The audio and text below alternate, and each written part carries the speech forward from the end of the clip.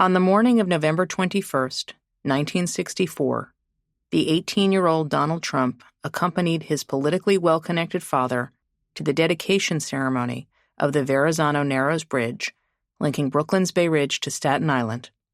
Before the 11 a.m. ceremony, 52 limousines carrying an array of politicians and influential figures snaked through the Bay Ridge neighborhood to the Brooklyn side of the bridge. At the front of the worthies crowded behind the ribbon was Robert Moses, the head of the Triborough Bridge and Tunnel Authority, whose iron-fisted approach to consolidating power and forcing through construction plans was admired by both the teenager and his father. Even by Moses's standards, this project was a particularly heavy lift. It had come to fruition only after decades of failed attempts to link the two boroughs. 5 men were ultimately handed sets of golden scissors, including New York's mayor, governor, and Moses, the designated master of ceremonies. The men followed a signal to clip the ribbon, and then the procession drove over the bridge to the Staten Island side, where the official program was held. There, the engineer who had designed the long-delayed suspension bridge project, Othmar Ammann, disappeared into the grandstand. Donald Trump later would describe the 80-minute ceremony as a sad experience that was foundational for him.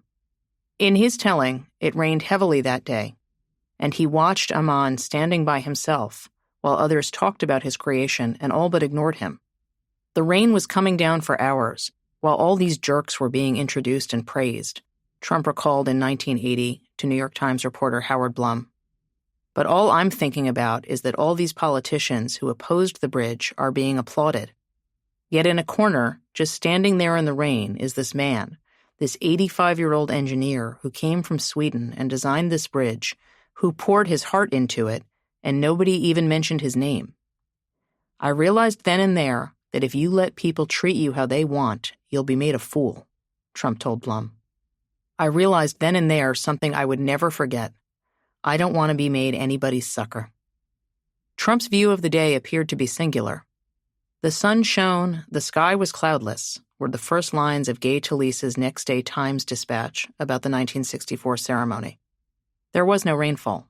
Ammann was Swiss, not Swedish, and he had lived in the United States for decades before the bridge's completion, having emigrated from Switzerland in 1904. And in fact, Ammann was among the first people Moses called on to be acknowledged with applause during the ceremony. I now ask that one of these significant great men of our times, modest, unassuming, too often overlooked on such grandiose occasions, stand and be recognized. It may be that in the midst of so many celebrities, you don't even know who he is, Moses said at the microphone. My friends, I ask that you now look upon the greatest living bridge engineer, perhaps the greatest of all time. A Swiss who has lived, and labored magnificently 60 years in this country. Ammann stood and received a loud ovation from the crowd. Moses forgot one thing, his name, in what appeared to be an inadvertent slip. Perhaps that was the germ of Trump's story, the rest of which was mostly a confection.